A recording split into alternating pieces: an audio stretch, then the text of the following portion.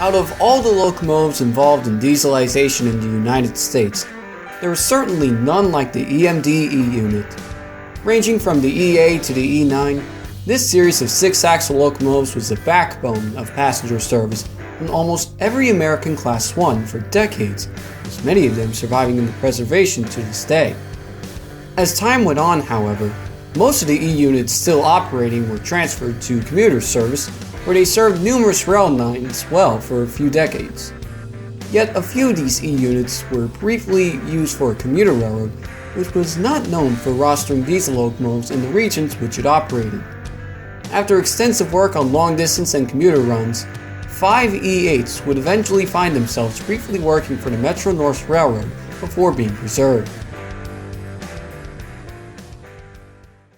About a century before this video was made, the automobile became widely popular in the United States as they became affordable for the average consumer to purchase. This caused a massive shift from rail transport to automobiles during the Roaring '20s, and the railroads had to come up with efficient ways to bring passengers back to the rails. They soon did so with the introduction of streamliners, train sets consisting of new, fast, and futuristic coaches and locomotives. One of the first and most popular examples of this technology was the Burlington Routes Pioneer Zephyr in 1934, when it made a non-stop run from Chicago to Denver in 13 hours. Impressed by the success and design of the Zephyr, the newly formed Electromotive Company, or EMC,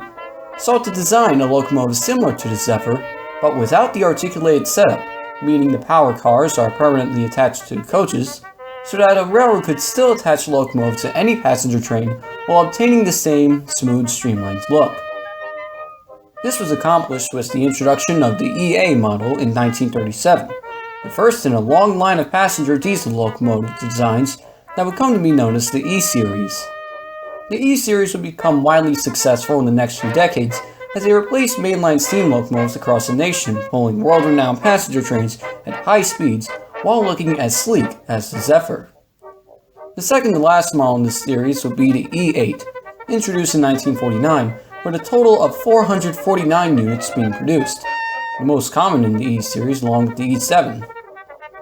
These later additions to the E-Series had a flatter nose in comparison to their slant-nosed predecessors, thus giving them the nickname Bulldog noses, and the E8 also had a slight physical difference when compared to the E7 predecessors, the most notable being the radiators along the side of the locomotive. With the sleek locomotives leading the flagship passenger trains of Class 1s across the nation, one of the most well-known in the East Coast, that being the Pennsylvania Railroad, ordered the most E8s, with a total of 74, designated as Class EP22s, and their fierce rival, the New York Central, ordered the second most amount, with 62 units. 3 of the 4 locomotives this episode will be focusing on are from the Pennsylvania Railroad, specifically numbers 5706, built in September 1952, 5788, built in May 1952, and 5898, built in March 1951, while the other one is from the New York Central, that being number 4084, built in October 1953. However, soon after the production of the last E8 in 1954, more Americans shifted over to road transportation with the construction of the interstate highway system and with passenger trains losing their passengers and revenue. This caused numerous railroads to shift their focus from speed and comfort to cheap cost-cutting efforts to survive, as EMD only saw a total of 100 locomotives produced for the E8 successor, the E9. Starting in the 1960s, numerous Class 1s started to merge or be acquired by other railroads in order to consolidate operations within certain regions, yet some of these mergers were considerably less successful than others. One of the most infamous mergers of not only the time period but also in corporate history was Penn Central, the merger of the rivaling Pennsylvania and New York Central railroads. Only 2 years after their formation, Penn Central filed for bankruptcy as their infrastructure, locomotives, rolling stock, and track conditions continued to rapidly deteriorate while passenger services were being discontinued left and right, nearly unable to compete with the highways. With this in mind, President Richard Nixon signed the Rail Passenger Service Act of 1970, which created a government-ran rail network to take over most of the regularly scheduled passenger trains in the United States, in order to release the Class 1s from their operating losses. Originally known as Rail Packs, Amtrak started service on May 1, 1971, with a wide variety of old, worn-out passenger cars and locomotives from numerous railroads around the U.S., including Penn Central 4276, formerly Pennsylvania 5706, as Amtrak 284, and Penn Central 4298, formerly Pennsylvania 5898, as Amtrak 305. Meanwhile, some of Penn Central's E units continued to work for Penn Central on their northeastern commuter routes, specifically Penn Central 4248, originally Pennsylvania 5788, and Penn Central 4327, originally New York Central 4084, on the North Jersey coastline, as Penn Central and other failing northeastern railroads would be consolidated into Conrail in 1976, with commuter operations being transferred to the state governments, in this case NJ. Yet by the early 1970s, the E8s were 20 years old and were starting to show their age as breakdowns became more frequent. Amtrak specifically tried to address the problem by introducing new diesel locomotives to replace their aging E units, first with the unreliable SDP-40F, and later the more successful F40PH. As time went on, Amtrak started to retire some of their aging E units, but still kept a good number of them for regional service in the Northeast, and some of them were even repainted into the Phase 2 livery and were renumbered, as 284 was renumbered to 495 and 305 was renumbered 497. By 1980, most of Amtrak's E units were retired, and the few left on Amtrak's roster were kept as HEP-equipped backup locomotives for the F40s on service from New Haven to Springfield and Boston, Massachusetts, while all of NJ's E units were still serving strong on New Jersey's commuter lines. A few years later, in 1983, all of Conrail's commuter operations would be transferred to the newly formed state agencies, specifically New Jersey Transit for commuter operations in New Jersey, and Metro-North for commuter operations in upstate New York and Connecticut. However, when Metro-North first began operations, they were in the midst of a severe power shortage, as there weren't enough dual-mode FL9 locomotives available, and all of the ex-New York Central electric motors running out of Grand Central were retired. In order to make up for this, Metro-North leased 5 EMD E units, 2 from Amtrak, numbers 495 and 497, and 3 from NJ, numbers 4248, 4251, and 4326, formerly Penn Central 4248, 4327, and 4326 respectively. Then, in an unprecedented move in Grand Central's history, EMD E units entered the station, thus defying the station's electric-only rule established 70 years prior, since the diesel fumes would spread throughout the train shed. Despite this, these 4 E8s continued to pull local and express trains on the system along the Hudson, New Haven, and even Danbury lines, most of which being territory which never saw E units before, and were given blue Metro-North logos on their side. These oddities to Metro-North's roster only served the commuter railroad for a year, until they were returned to their owners in 1984, with the introduction of needed M3 and later M4 rail cars for their electric portions of the railroad. Seeing little use for the worn-out 30-year-old E8s, Amtrak quickly sold them a year later to the Blue Mountain and Reading Railroad, where they were repainted into their original and iconic Tuscan red Pensy liveries, and were also given their original numbers back.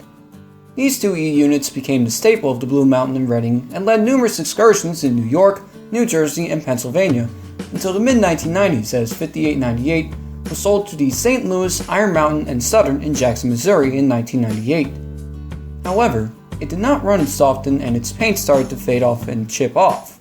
leading to an extensive repainting of the locomotive, starting with the cab in 2013, then the entire locomotive in 2015 only had red paint, and its original stripes were added back later that year. 5898 continues to pull trains for the Heritage Road in southern Missouri to this day, once again the main attraction of the railroad it works for, while 5706 was brought to Dora, Alabama, and had its engine removed and was converted into a wedding chapel with other pieces of rolling stock at a place known as the Little Wedding Chapel at Union Station. Around 2013, it, along with a coach, baggage car, and caboose, were moved to Irondale, Alabama, as the locomotive was repainted into an unnumbered Southern Railway E unit and was placed on display at Grant's Mill Shopping Center, advertising for Trio's Barbecue and Sports Bar on its side. While the 2 Amtrak units were sold off, the 2 NJT units continued to serve